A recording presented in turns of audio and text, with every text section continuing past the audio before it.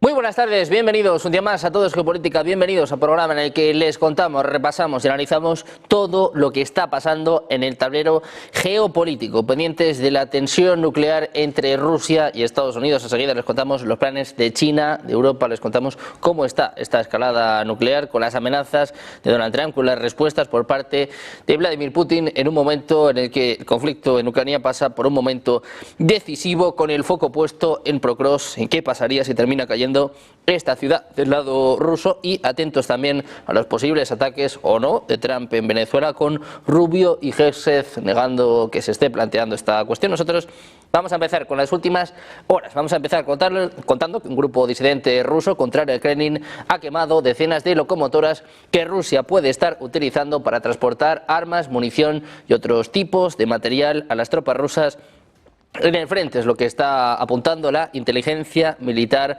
ucraniana. La organización lleva por nombre Libertad para Rusia. Según el GUR ucraniano, ha estado activo en territorio ruso desde el comienzo de la guerra y es uno de los mayores y más efectivos movimientos de resistencia contra el Kremlin dentro de Rusia. Este grupo posee su propio canal de Telegram donde tiene unos 1.700 seguidores. Ha anunciado esas mismas acciones con el mismo vídeo que ha publicado el GUR, en el que se ve a los responsables de estos actos de sabotaje rociar con líquido inflamable y prender fuego a lo que parecen ser locomotoras de tren. Mientras tanto, el Kremlin ha criticado este jueves la histérica reacción de Occidente ante las afirmaciones de Vladimir Putin de que iba a estudiar la reanudación de los ensayos nucleares, decía Peskov. Todo esto concuerda con la historia militarista antirrusa que se ha desencadenado ahora en los países de Europa occidental. Es lo que apunta el portavoz presidencial. Subrayaba que dicha reacción se produjo pese a todas sus declaraciones y las precisas aclaraciones del presidente, decía Peskov. Esta es la continuación de la reacción excesivamente emocional de los medios occidentales, muchos de los cuales no tienen reparos en distorsionar el sentido de este discurso. A su vez, ha negado que Moscú haya recibido una reacción oficial de parte de Washington a esta reunión extraordinaria del Consejo de Seguridad, presidida este miércoles por Vladimir Putin. El Ministerio de Defensa ruso ha dicho que sus tropas se hicieron con el control de otros 64 edificios en el bastión ucraniano de Prokrovsk y sus alrededores en las últimas 24 horas. Dice que las unidades de asalto del segundo ejército continuaron destruyendo a las Fuerzas Armadas de Ucrania cercadas en la parte oriental del distrito central y en la zona industrial occidental, además de expulsar a los ucranianos de las aldeas de Nativka y de Ros. Según esta nota, las fuerzas rusas habrían tomado 64 edificios en la mencionada zona durante la jornada pasada. También informaban de que fueron repelidos 13 ataques ucranianos para desbloquear las posiciones de las unidades cercadas en Prokrovsk. También miramos a Donald Trump. El presidente de Estados Unidos respondía a Zoran Mamdani. Dice que los republicanos han aprendido mucho de estas elecciones y sobre todo de este cierre del gobierno histórico en Estados Unidos. Así responde Trump a las elecciones en Nueva York. You know, I said they were voting last night. You could have a communist or a thug. A communist, and they took the communist, you know. It's pretty amazing. We could have done a little better in terms of candidates. We lost a little bit of sovereignty last night in New York, but we'll take care of it, don't worry about it.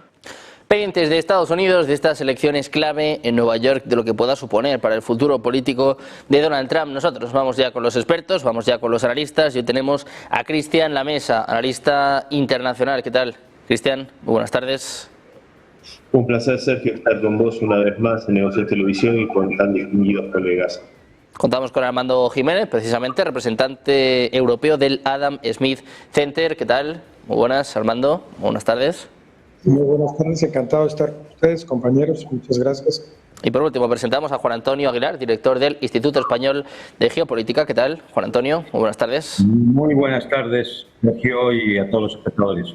Encantados de teneros a los tres por aquí en un día, bueno, lo estaba comentando antes, ¿no? Un día en el que ya estamos hablando de la Guerra Fría, estamos hablando de esta escalada nuclear. El propio Trump, que anunciaba pruebas nucleares, ayer mismo lanzaba este misil Minuteman III y ahora, bueno, pues ha obtenido la respuesta por parte del Kremlin. Ayer Vladimir Putin decía, bueno, pues que iban a evaluar si es o no apropiado reanudar estos ensayos nucleares. Juan Antonio, te quiero preguntar por esto. Llevamos semanas, meses de mucha tensión que parece que están abriendo un nuevo capítulo, ¿no? En este caso, un capítulo ya muy peligroso, nuclear. Hombre, peligroso y sobre todo costoso, porque volver a unas acciones que se habían abandonado ya hace décadas, desde que se firmó el Tratado de Prohibición de Ensayos Nucleares. Es decir, es que volver a esto, no sé, es que es dar un paso atrás fenomenal, ¿no? A ver, primero pongamos las cosas en su sitio. No hay ninguna iniciativa rusa al respecto. Lo que hay es una reacción ¿a qué? A lo que ha decidido Trump. Trump ha decidido que Estados Unidos vuelve a realizar ensayos nucleares. Es decir, Estados Unidos se sale del Tratado de Prohibición de Ensayos Nucleares. Por tanto, deja al resto de países legitimados para hacer exactamente lo mismo. Es que no sé dónde está la extrañeza, ni sé por qué actúan de forma histérica. Bueno, esto sí, porque como son una pandilla de enfermos mentales, de un permanente delirio, pues los medios occidentales pues actúan así. No hay nada extraño. Estados Unidos se retira de ese tratado, como de tantos otros que ya ha hecho, y por lo tanto la reacción del resto de potencias va a ser, muy bien, pues entonces todos nos sentimos legitimados para quedarnos fuera del tratado. Ya no tiene ningún sentido ese tratado, ¿no? ¿Esto qué indica? Fundamentalmente la absoluta falta de coherencia de las potencias occidentales, en concreto de Estados Unidos. Acaba convirtiéndose en una especie... Todas las decisiones norteamericanas y de otras potencias occidentales se acaban convirtiendo en una especie de sinónimo de guerra. Porque ¿esto qué va a provocar? Pues la proliferación nuclear. Es decir, volvemos otra vez a una guerra, a una carrera de armamentos, donde hay que intentar conseguir siempre una modernización permanente de la tríada nuclear para intentar obtener una ventaja estratégica ante un enemigo que también dispone de esa tríada nuclear. Es así de sencillo, no tiene ningún secreto, ¿no? Cuando Estados Unidos habla de instalar en Europa, desplegar en Europa misiles hipersónicos Dark Eagle, si es que alguna vez funciona, pero vamos a suponer que sí. Bueno, pues si los va a desplegar en Europa, y entonces, cuando Rusia reaccione y diga que va a desplegar aviones, misiles hipersónicos en Latinoamérica, en Cuba o en Venezuela o Nicaragua o donde sea, ¿cómo va a reaccionar Occidente? Otra vez echará las manos a la cabeza. Putin nos amenaza. Hombre, ya está bien de decir sandeces, insensateces y acabar tomándole el pelo a la gente. Porque todo esto va en función de engañar al público, de engañar a la opinión pública. Estados Unidos ha lanzado un Minuteman III. Este es un tipo de misil muy antiguo, lo estarán modernizando porque es muy antiguo, de los años 50. Hay que entender esto. Y porque Estados Unidos tiene un problema, y es que necesita modernizar su tríada nuclear, fundamentalmente los misiles intercontinentales situados en silos, también de la aviación estratégica, porque quizá los submarinos lo que tenga un poco más modernizado, ¿no? Pero esto, claro, tienen que modernizarlo, y esto es un coste económico tremendo que va a tener que asumir la administración Trump, y me imagino que las siguientes, si quieren hacerlo, ¿no? Pues además, Estados Unidos no ha respondido a la propuesta rusa de renegociar el tratado START III de no proliferación de armas de largo alcance, de armas intercontinentales. Se ha visto ya aviones B-52 norteamericanos con un nuevo misil nuclear, el AGM-181 LRS-0, SO. Es decir, bueno, pues están probando nuevos misiles. Luego tampoco hay que extrañar que Rusia anuncie que va a desarrollar nuevas armas de propulsión nuclear. Es que esta es la consecuencia lógica de no respetar los tratados, pues que se inicia de nuevo una carrera como la que vivíamos en los años 60 o 70 y 80, ¿no? Ya ha anunciado también Rusia que el Burevestnik al final será también un misil hipersónico, ¿no? En definitiva, yo creo que Estados Unidos lo que ha iniciado es una huida hacia adelante, no sabemos en qué dirección y con qué riesgos, pero evidentemente yo creo que intenta ocultar un profundo declive, como se ve no solo por su actuación a nivel internacional, sino también por lo que está ocurriendo a nivel interno. Bueno, pues un momento complicado para Estados Unidos. Enseguida analizamos, si os parece, bueno, pues qué va a pasar a raíz de estas elecciones en Nueva York. Que antes, Armando, te quiero preguntar por esto, ¿no? Por esta escalada nuclear y, bueno, pues este envite de Rusia al órdago que lanzaba Donald Trump, ¿no? Ya ha empezado las pruebas de misiles, ha dado la orden de que se realicen pruebas nucleares y parece que Rusia está estudiando básicamente lo mismo, ¿no? Pues hay una guerra de narrativas entre los dos presidentes, uno que quiere acelerar el posible momento para un alto al fuego en Ucrania y por otro lado, otro que quiere prolongar el proceso para consolidar su posición estratégica y dentro del territorio ucraniano.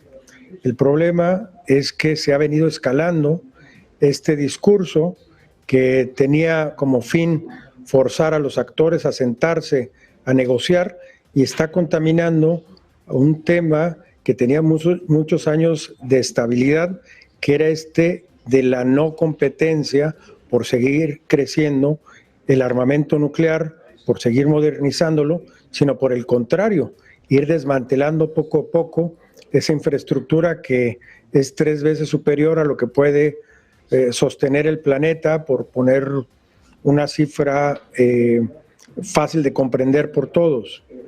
El tema aquí es que veo con preocupación que este debate narrativo puede llevar a una escalada militar real en términos de desarrollar nuevo armamento.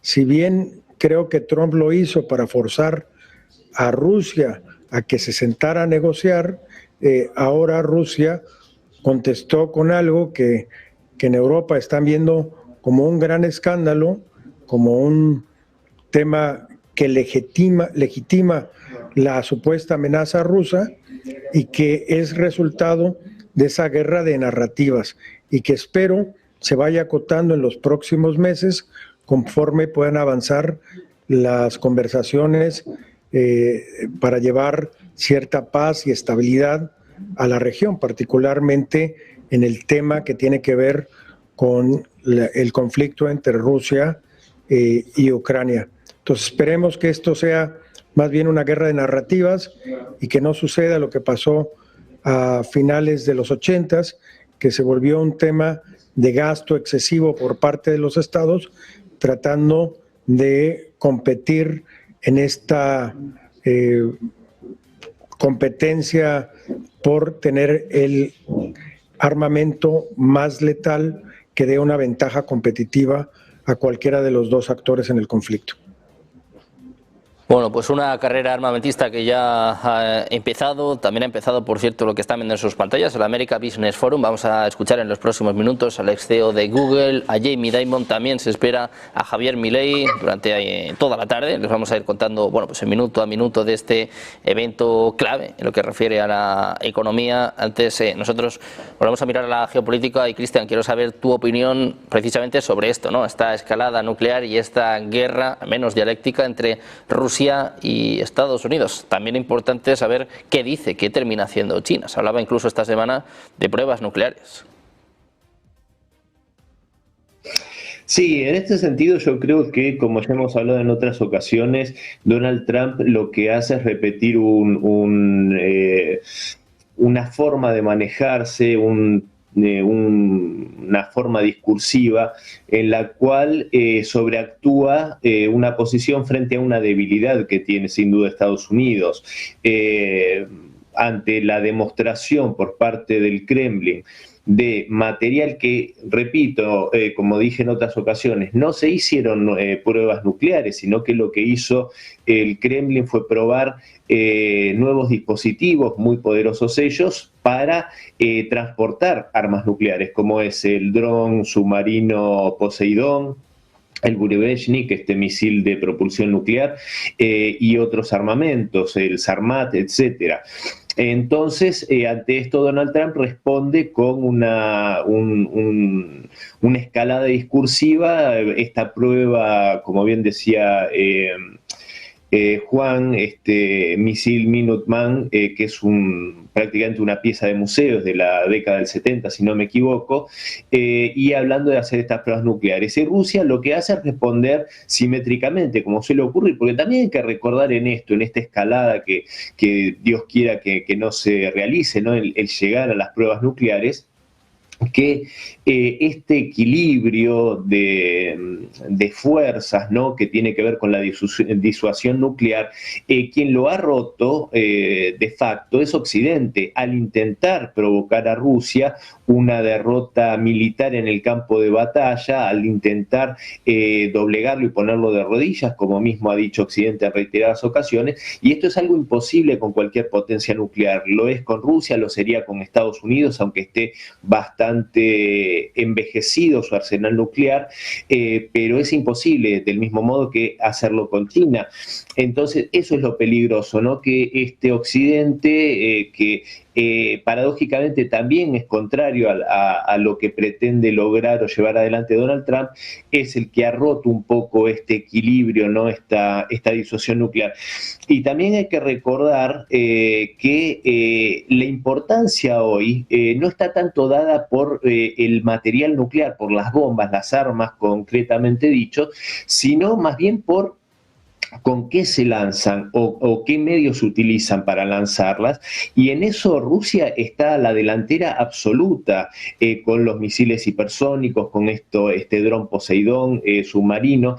Entonces, incluso sería casi ridículo las pruebas nucleares, porque acá el secreto no está en el elemento en sí, en la ojiva, sino en poder tener un elemento que lo transporte, que sea absolutamente imposible interceptar, como es con los misiles hipersónicos. Y de hecho, incluso en lo que es el poderío, y con esto cierro, el poderío nuclear, si nos al año 61, si no me equivoco, del siglo pasado, la última y más poderosa prueba o la más poderosa prueba de material de armamento nuclear que se hizo fue por parte de la Unión Soviética, la bomba del Zar, que tenía un poder de 50 megatones, y esto fue 3.000 veces más poderoso que la bomba de Hiroshima y más poderoso que cualquier prueba realizada por Estados Unidos. O sea que estamos ante un país que tiene el mayor poderío nuclear y aparte la forma de, en el caso que Dios quiera que no llegamos a eso, pero de ponerlo en el territorio enemigo de forma que es imposible de interceptar. Bueno, pues un momento de escalada, al menos en lo que refiere a la retórica, que tiene mucho que ver con cómo está la situación en el frente. Llevamos días hablando de la situación en Prokrovsk, en Kupiansk, una situación, bueno, pues que se sigue agonizando, en este caso para las tropas ucranianas. Siguen los avances de las tropas rusas, les contábamos antes las tomas de hasta 64 edificios en las últimas 24 horas. Os quiero preguntar por esto, y cuánto tiene que ver también, bueno, pues con estas pruebas nucleares de Donald Trump, estas amenazas a Venezuela. Juan Antonio, ¿cómo está realmente la situación en el frente y sobre todo qué puede pasar si finalmente terminan cayendo tanto Prokrovsk como Kupiansk? Se habla mucho de Odessa, de Kharkov. ¿Cómo está realmente la situación en el frente? A ver, todo el Prokrovsk-Minograd, que es todo un complejo que ha quedado embolsado, ya hay un cerco operativo, todavía no es un cerco total porque queda como 1 kilómetro, un poquito más de 1 kilómetro para que ya se cierre completamente el cerco. Son tropas que llevan días sin logística. Hay aproximadamente cercadas unas 9 brigadas de las más importantes que quedan del ejército ucraniano junto a batallones territoriales. Estamos hablando de entre 5 a 10.000 efectivos, teniendo en cuenta que ya se llevan contabilizadas unas 6.500 bajas, ¿no? Es decir, estamos hablando desde el punto de vista militar, un auténtico desastre. Pero, bueno, hay que añadir que todos los intentos que se han realizado de romper ese cerco por parte de ucraniana han fracasado, incluido esa famosa operación con unos helicópteros, que fue un absoluto suicidio, una ridiculez, simplemente para poder dar alguna noticia a la opinión pública. Y podemos ver en vídeos como las tropas ucranianas ya intentan escapar como pueden del cerco, incumpliendo las órdenes de mantener la línea. Y bueno, pues esta es la situación real. Hay que decir que son tropas que llevan días ya sin logística, porque lógicamente en un corredor de 1 kilómetro eso está bajo fuego de la artillería rusa, de los drones rusos, bueno, y ya incluso hasta de las armas ligeras, porque es que 1 kilómetro ya estás al alcance de esas armas, ¿no? Es decir, bueno, pues, realmente desde el punto militar, Pokrovsk, Vinograd ya están perdidas. Como está perdido Kupiansk, en el cual ya el 90% de la ciudad ya está en manos del ejército ruso, como está perdido Volchansk, en el cual prácticamente solo quedan algunos barrios del sur de la ciudad por limpiar, como ha comenzado el asalto en Konstantinovka. ¿Cuál es el plan en estos momentos? Yo creo que no hay prisa por cerrar esos focos, por cerrar esos cercos. ¿Por qué? Porque Ucrania sigue enviando las fuerzas de reserva que le quedan, con lo cual van a seguir destruyéndolas allí en la propia línea.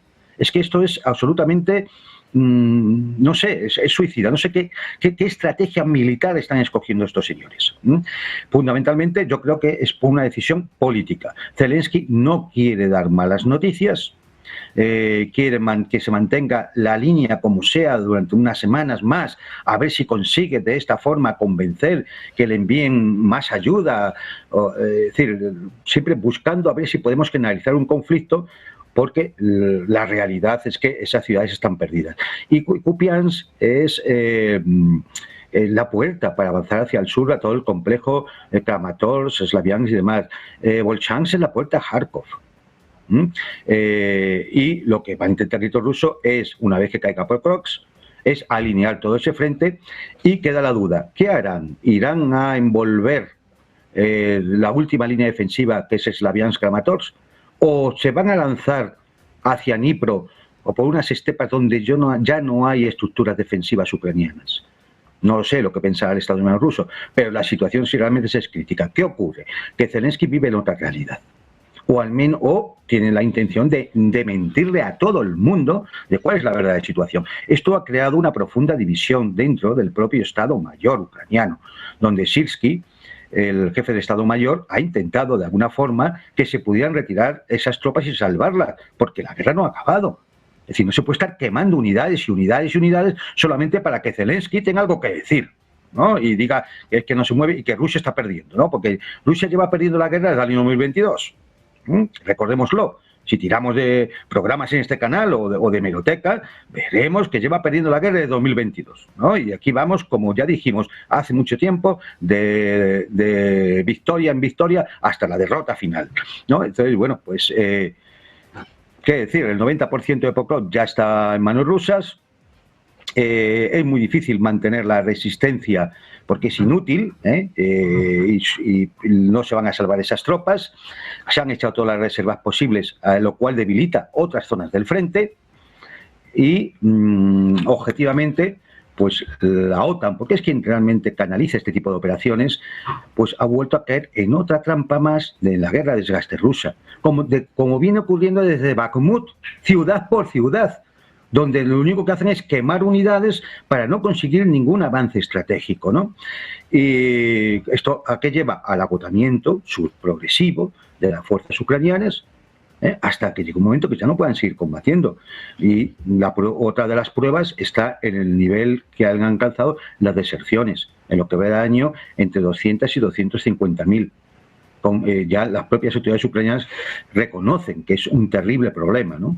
Y lo vemos incluso con la forma en la que ya tienen de cazar por las calles a ciudadanos ucranianos para mandarlos al frente.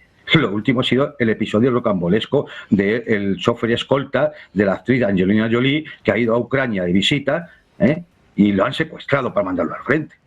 Es decir, todo esto nos da realmente los indicadores de cuál es la situación, más allá de lo que diga la prensa occidental marcada por las instrucciones que salgan del Comando Estratégico de Comunicaciones de la OTAN, ¿no? Mentiras todas, mentira tras mentira.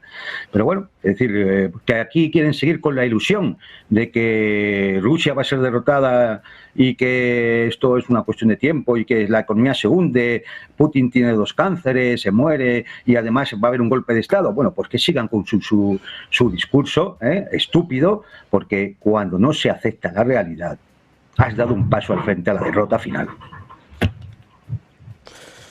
Bueno, pues una situación límite, como nos estaba describiendo con todo lujo de detalles Juan Antonio Aguilar en Procross y en Kupiansk. Enseguida seguimos mirando esta cuestión, pero antes vamos a mirar a una última hora. Vamos a mirar a la presidenta mexicana, Claudia Sheinbaum. Esta misma semana, informaciones de NBC News apuntaban a una posible intervención de Estados Unidos en México. Ayer mismo Donald Trump decía que sus ataques no solo iban a tener lugar en Venezuela, que estos ataques contra el narcotráfico iban a apuntar a más zonas. Pues hay respuesta por parte de Sheinbaum, respuesta firme, contundente. Dice la presidenta mexicana que si llega a haber una amenaza real, tiene el himno nacional. Dice: un soldado en cada hijo te dio. Esta es la contundente respuesta de Sheinbaum hacia una posible intervención de Estados Unidos en México.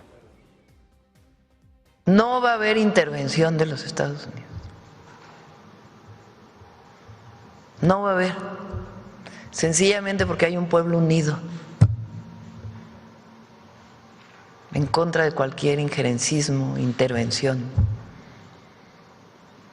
Porque ningún mexicano o mexicana, más que unos cuantos, que son la absoluta excepción, no quiere que haya intervención ni injerencismo. Pero segundo, hemos privilegiado el diálogo y tenemos un marco de entendimiento con el gobierno de los Estados Unidos, que no incluye bajo ninguna circunstancia el injerencismo, la intervención, sino la colaboración y la cooperación. México es un país libre, independiente y soberano. México, en concreto, su presidenta Claudia Sheinbaum plantando cara, respondiendo con firmeza a Donald Trump esta posible intervención de Estados Unidos. Nosotros volvemos a mirar a Ucrania, volvemos a mirar a Procross. Y Armando, quiero preguntarte por esto, ¿cómo ves la situación en el frente y sobre todo qué puede pasar en el caso de que caigan Procross y Kupiansk? Bueno, yo creo que Juan lo ha explicado con gran lujo de detalles y con muchísima claridad. Hay un proceso estratégico para ir consolidando territorio que ha venido ganando Rusia desde hace un par de años a un costo altísimo para ambos bandos en la parte de recurso humano, de los soldados muertos, pero que Ucrania la tiene mucho más compleja por la población, por el desgaste natural, por las crisis tanto económica como política que está atravesando el país, la crisis de corrupción también en el sector militar. Y yo creo que Juan hizo una excelente pregunta. Esas zonas van a estar consolidadas, como ya lo sabíamos y se ha venido diciendo aquí, para cuando entre el invierno, que será parte de la estrategia de Putin, que se viene conociendo por los expertos en los temas geopolíticos. El tema es: continuará con las praderas, se limitará a consolidar nada más esas regiones, usará esa posición para buscar negociaciones con Occidente o no. Y lo que no ayuda es que hay esta guerra de retóricas que están, digamos, caldeando el ambiente, no nada más entre el presidente Trump y el presidente Putin, sino las múltiples declaraciones de la OTAN y de los países europeos sobre este tema que honestamente no contribuyen. Toda acción geopolítica tiene una clara, o debería de tener una clara estrategia geopolítica y militar detrás de cada una de las acciones.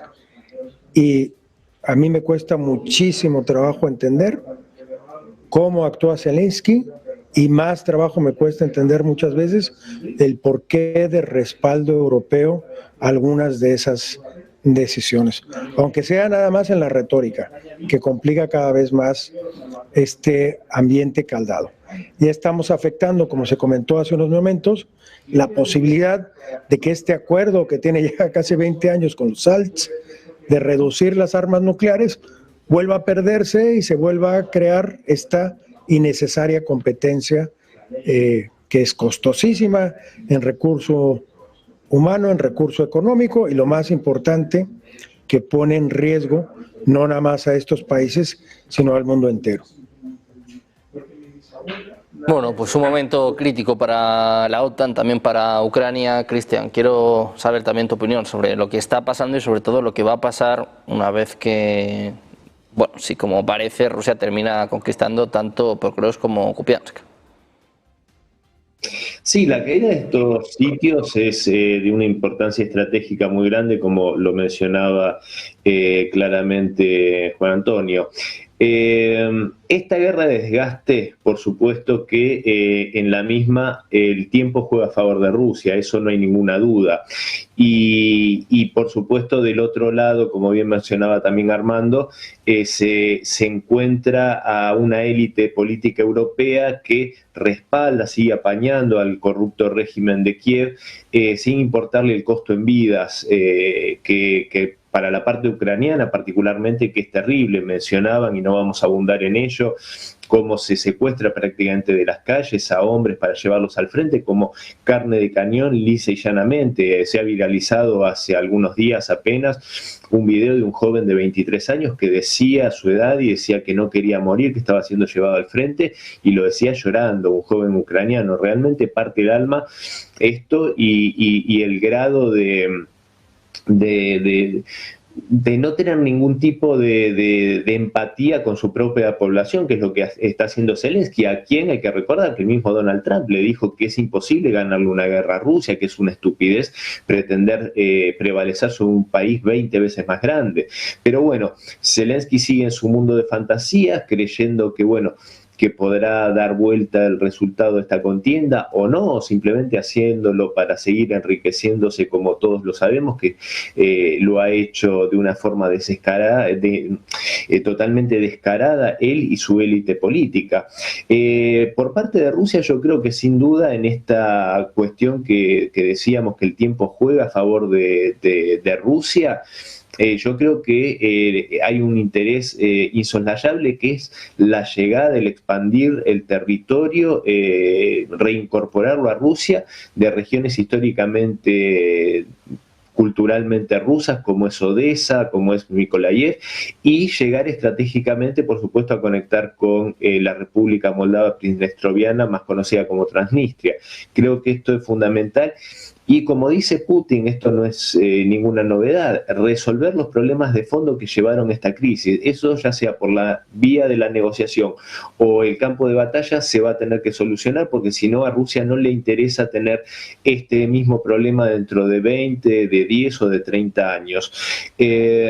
Y por último, para cerrar, yo creo que, como también se mencionaba, el problema es que estas élites políticas europeas, particularmente globalistas, occidentales, se han construido una narrativa merced a la propaganda antirrusa, a las fake news y a todo esto, con lo que lo hemos mencionado en otras oportunidades, han caricaturizado a Rusia como un país que tiene el PIB de Italia, desconociendo las inmensas riquezas en materias primas, en tecnología, en industria que tiene, y diciendo que, bueno, los soldados rusos van al frente en burro y hacen los misiles con chips de lavadora. Bueno, en el campo de batalla se encuentran con la realidad y no quieren admitirla, y esto es lo que está sucediendo en este momento, Sergio.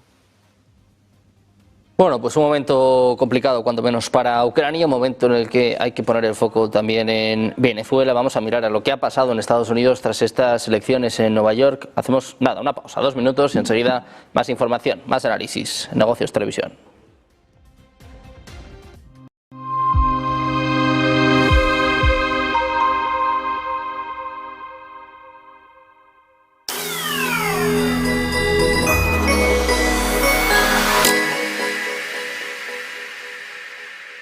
María Montessori decía, nunca hagas para un niño lo que él puede hacer por sí solo. Estaría en desacuerdo con usar el ChatGPT para hacer los deberes. La profesora prepara la clase con el ChatGPT. El niño llega a casa, hace los deberes con el ChatGPT. El niño llega a clase, la profesora corrige los deberes con el ChatGPT. Cerramos las escuelas. Es que todo esto no tiene sentido. Hay un matrimonio de conveniencia entre la industria tecnológica y la educación nueva. El negocio aquí es entrar en las aulas para conseguir la atención de los alumnos. ¿Qué tengo que hacer para crecer? Pues tengo que enganchar al usuario, y por eso contrato psicólogos para asegurar que el niño esté enganchado cuanto más tiempo posible. Pero estamos luchando contra un negocio que engancha a nuestros hijos que tienen un presupuesto ilimitado. ¿Quién va a ganar? Netflix, porque Netflix tiene unos recursos que nosotros no tenemos. Yo creo que vamos a pasar por momentos muy oscuros. Hay casos de niños que se han suicidado. Ahora mismo el que no tiene smartphone no tiene ningún problema social. Es importante que los jóvenes tengan recursos léxicos. Cada vez tienen menos. En las redes no es un lugar en el que tú adquieres recursos léxicos. Que hay una incompatibilidad profunda entre redes sociales y lectura profunda. Los jóvenes se van por un lado o por otro, o sea, pocas veces viven en los dos mundos. Les damos clases de educación emocional porque decimos que no saben identificar sus emociones. Dejémonos de tonterías. Lo que hace falta no es que identifiquen sus emociones, lo que hace falta es que sepan identificar la realidad, que sepan describirla y que sepan decir cómo se sienten con palabras adecuadas. Si no somos capaces de expresar adecuadamente lo que sentimos, muchas veces acabamos gritando, pegando tiros o quemando contenedores. De verdad que estamos en un momento en el que nos estamos jugando lo que significa la democracia y la palabra tiene un papel importantísimo en eso de la democracia con D mayúscula. O sea, no somos mejores por leer, porque no es suficiente leer, depende qué es lo que estás leyendo.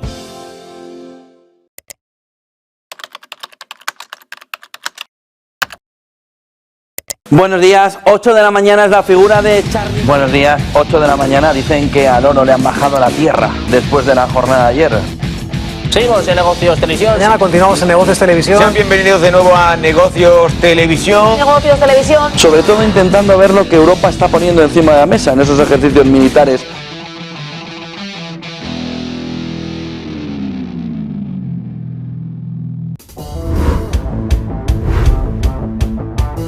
Buenos días, 8 de la mañana, ¿han desayunado bien? Si estás viendo esta cadena es que te gusta estar bien informado y te gustan mucho los mercados financieros.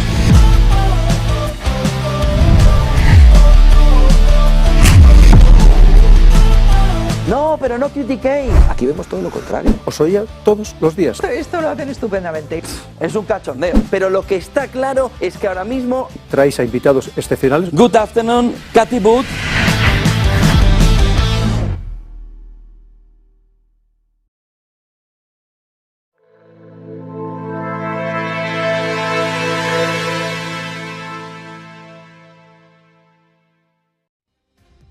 Seguimos en Negocios Televisión, estamos de vuelta en Todo es Geopolítica, atentos a la guerra en Ucrania, pero con el foco puesto también en Estados Unidos tras estas elecciones en Nueva York, tras esta victoria de Zoran Mamdani y, bueno, pues en estos momentos en los que también hay dudas sobre qué va a pasar con los aranceles, Trump pasando por uno de sus momentos más complicados. Y os quiero preguntar también por esto, Juan Antonio, ¿cómo valoras esta derrota de Trump en Nueva York, este jaque a los aranceles? Se le están acumulando muchas malas noticias a Donald Trump, ¿no? Por eso vemos también tantos frentes abiertos al mismo tiempo, ¿no?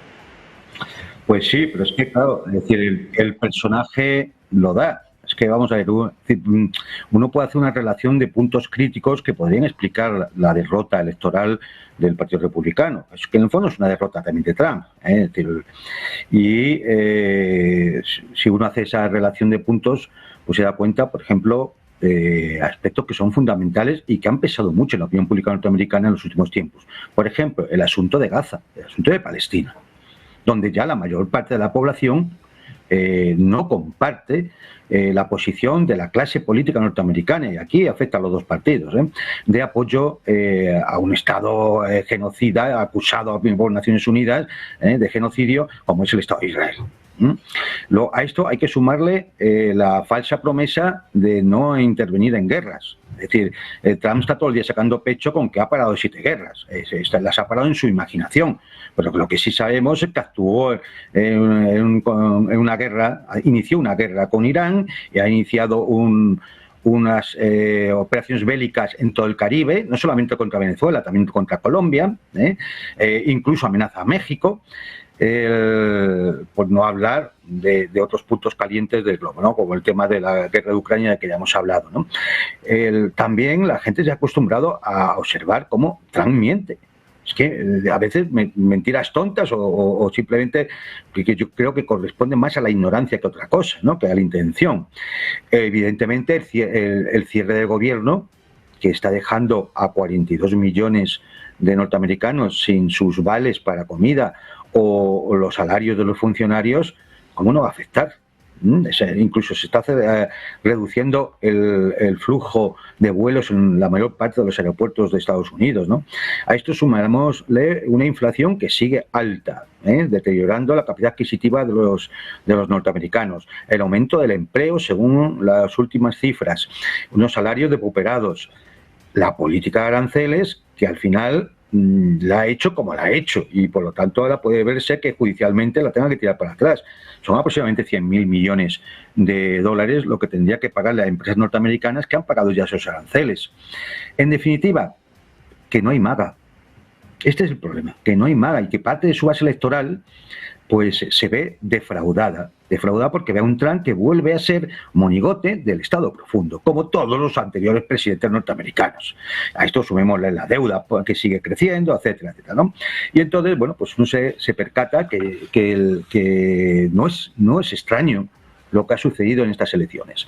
Luego hay que decir, bueno, ¿quién ha ganado, no? Mandani, bueno, pues él se define como musulmán, bueno, no, es algo que en principio corresponde a la vida privada, no sé por qué nos tiene que soltar eso, pero bueno, se define como socialista, esto no lo creemos ni bebiéndonos toda la cosecha de Rioja, es decir, eso es imposible, porque está muy conectado con las élites globalistas norteamericanas, entre ellos todo el entramado de George Soros, que ha participado en la financiación de su campaña, bueno, pues que tiene un programa que, por un lado, lo que implica es un exceso de gasto, como es congelar alquileres, transporte gratuito, salario mínimo de $30 por hora, guarderías accesibles, que si no se tiene la llave del presupuesto es difícil de que ese dinero pueda llegar el dinero para cumplir esas expectativas electorales. A eso hay que sumarle la ruptura con Israel, a la que evidentemente acusa de genocidio, ¿no? Claro, es un programa que hace de que este señor sea más bien una figura simbólica, como lo era Obama, de la izquierda, pero nada revolucionaria, no hay que, es una falsa izquierda, no hay que llamarse a engaño con esto, ¿no? Como digo, un programa muy difícil de implementar por limitaciones fiscales y aparte no tiene gran experiencia. Y en el contexto geopolítico, su postura sobre Palestina, que es el elemento central de su discurso, ha provocado, entre otros, la división de la propia comunidad judía de Nueva York, que en un 43% ha apoyado a este señor, a pesar de que tiene una postura anti-israelí, ¿no? Es decir, esto va a crear fracturas sociales. Y, por otro lado, hay muchos analistas que claramente lo que ven es una especie de que este hombre es un descolonizador, pero sentimental.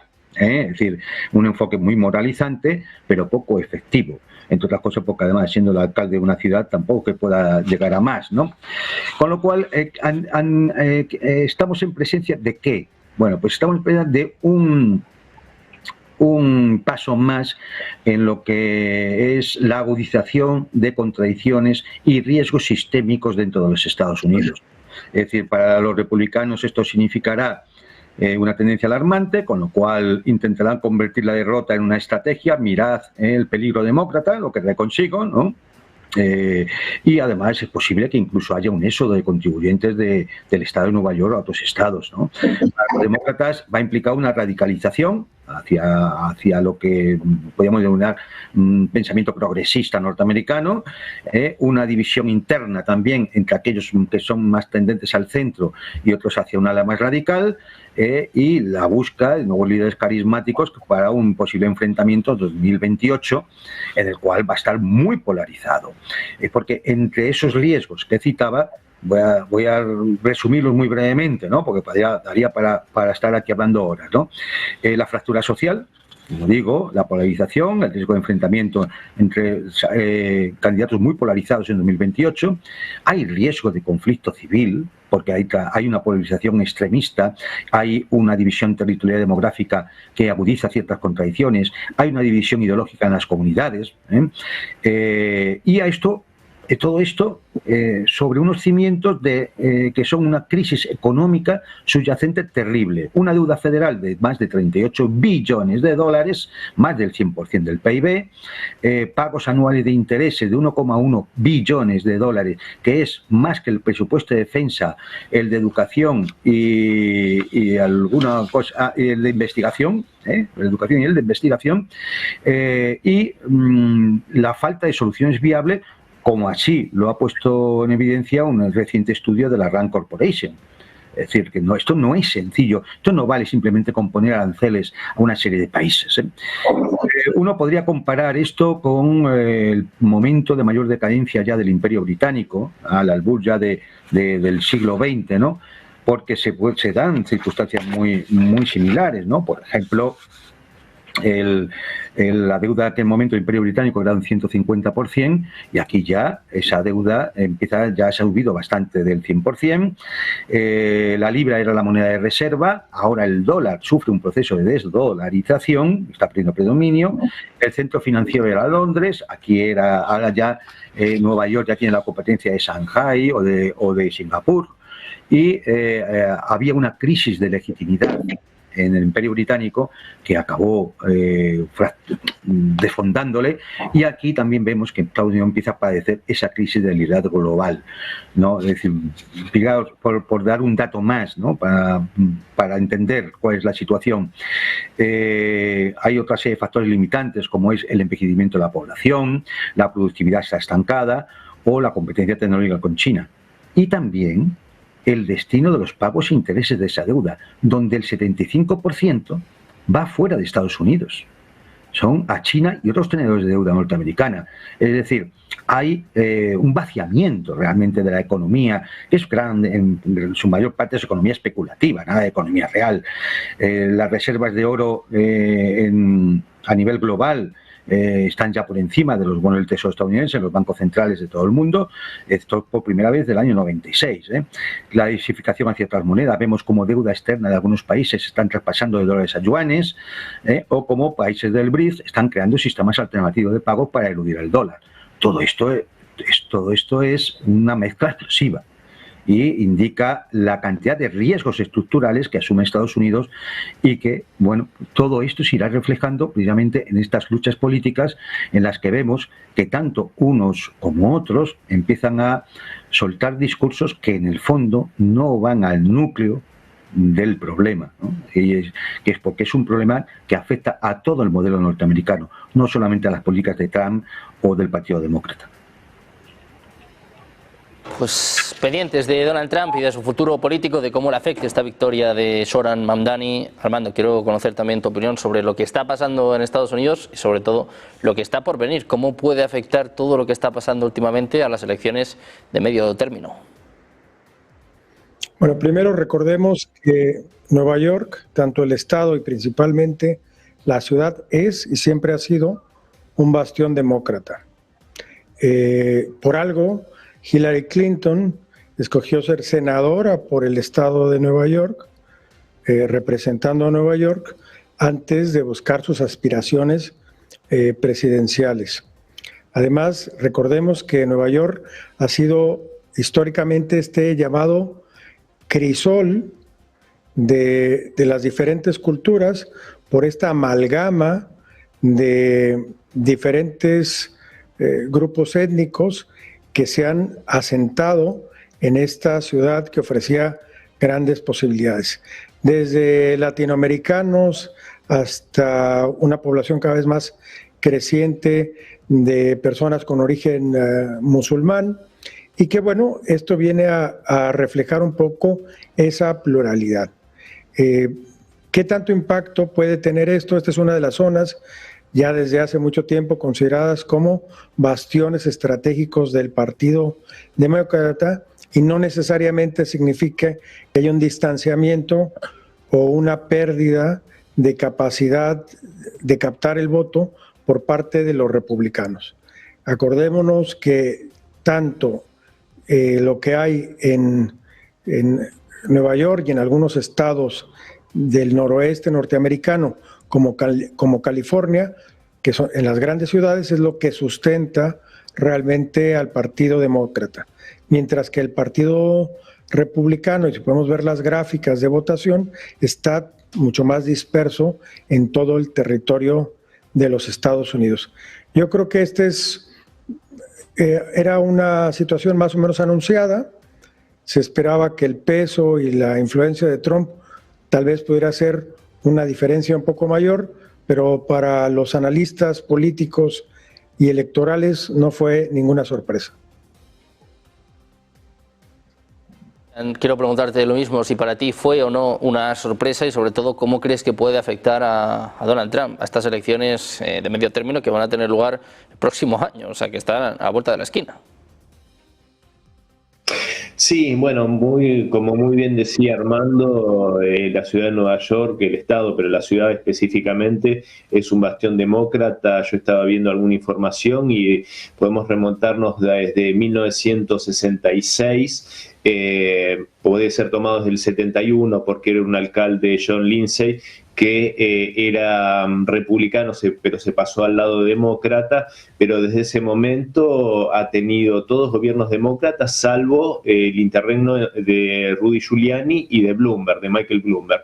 El resto han sido todos gobiernos demócratas, por lo tanto no es tan sorpresivo, dada la ideología imperante en la ciudad de Nueva York, lo cual también contrasta un poco con las promesas de Mamdani, condenando la desigualdad, que sin duda es enorme en la ciudad de Nueva York, como lo es en todos los Estados Unidos, pero también esa desigualdad es fruto de las administraciones demócratas, también hay que decirlo. Entonces, esto es un poco, yo creo que en algún sentido los electorados de centro, izquierda, de izquierda, progresistas, muchas veces en algún sentido yo creo que se dejan engañar por ciertas imágenes tal vez casi folclóricas, digamos. Muchos votaron con mucha esperanza e incluso en nuestra región iberoamericana veían con muchas esperanzas a Barack Obama, como si el tener origen afroamericano fuese suficiente para ser un líder realmente popular y que defendiese otros intereses que no fuesen los globalistas y lo de las corporaciones, como finalmente quedó demostrado con Obama. Como muchos en mi país, también se ilusionaba con un triunfo de Kamala Harris por ser mujer y de origen también afroindio, como si eso fuese garantía de algo, como en este caso muy bien marcaba Juan Antonio, que la religión de un candidato, de un funcionario, no debería ser importante, no debería ser un tema relevante, como tampoco la orientación sexual, como parece imponerse ahora, en contraste con la capacidad de un político para hacer bien las cosas. En este sentido, respecto al golpe que esto podría significar para Trump, yo creo que es un poco relativo. Yo creo que el mayor golpe para Trump significa cierta tibieza, a mi modo de ver, en el modo de llevar adelante las cosas o de abrir tantos frentes y de no sé hasta qué punto responder con la firmeza que debería hacerlo. En ese sentido, a mí siempre me genera como una comparación con el que para mí fue un gran presidente estadounidense, que fue Franklin Roosevelt, con el cual veo algunas similitudes, teniendo en cuenta, y hago la salvedad y que quede claro, con la baja calidad que hay en Occidente esa calidad se refleja en justamente un Franklin Roosevelt o un Donald Trump. En ese sentido, Franklin Roosevelt, para hacer cambios enormes que debía realizar en el país norteamericano, tuvo la fuerza para imponer lo que tenía que hacer, medidas tan radicales como la prohibición de la tenencia de oro físico por parte de la ciudadanía estadounidense, llevar adelante grandes obras de infraestructura que terminaron sacando a los Estados Unidos de la Gran Depresión y cimentando las bases para lo que fue el gran desarrollo y lo que fue después de la Segunda Guerra Mundial, justamente la industrialización de Estados Unidos y previamente. En ese sentido, yo veo que Donald Trump está dando pasos en falso, no va con toda profundidad en lo que debería, en lo que le pide su sustento electoral, que es justamente el movimiento MAGA, y en ese sentido, justamente estas indecisiones pueden llevar a que estos engaños electorales, que yo creo que son estos movimientos progresistas, realmente puedan llegar a abordar y terminar siendo un elemento competitivo, ya sea en las elecciones de medio término o en las presidenciales que va a tener que afrontar Trump. Y para cerrar, por supuesto que esto que repito, lo que decía Juan Antonio respecto a la religión y al origen político de este nuevo alcalde, como un socialista o comunista, como lo mencionaba Donald Trump. Yo creo que en ese sentido, y en alguna vez lo he señalado, esta utilización muy banal de algunas calificaciones políticas termina jugando en contra, como cuando a Trump le dicen fascista, y yo creo que hoy, como bien mencionaba Juan Antonio, y con esto cierro, lo importante es ver la pertenencia, a qué sectores responde, y en eso claramente parecería ser que responde a los sectores globalistas, a los sectores de George Soros, y eso creo que es lo que al final del día va a representar si va a ser bien o no las cosas para con la población y el electorado que evidentemente con una ilusión lo ha elegido, y creo que no tengo muchas dudas en cuanto a que las va a defraudar. Bueno, pues muy atentos a Donald Trump, a estas elecciones de medio término y sobre todo, bueno, pues a cómo está la situación en torno al conflicto en Ucrania. Muchas gracias por estar con nosotros, Juan Antonio, Cristian, un placer contar con vuestro análisis. Muchísimas gracias. Buen día. Un abrazo. Nosotros que vamos a mirar a otra de las preocupaciones de Donald Trump, el presidente de Estados Unidos, que está a vueltas con los aranceles, pero que sobre todo tiene el foco puesto en este cierre del gobierno. Decía que esto afectaba a los republicanos, que ha tenido mucho que ver con las elecciones en Nueva York. También parece que tiene que ver con este miedo en los mercados que vuelve a trasladarse hoy a Wall Street. Vamos a poner el foco en el Nasdaq, enseguida repasamos los demás, pero el Nasdaq, como ven, cayendo un 1,53% más de 1,5 porcentual hasta los 25.228 puntos. Hay miedo por los resultados. Hoy, por cierto, esperamos más. Estos datos económicos que no terminan de llegar por el cierre del gobierno.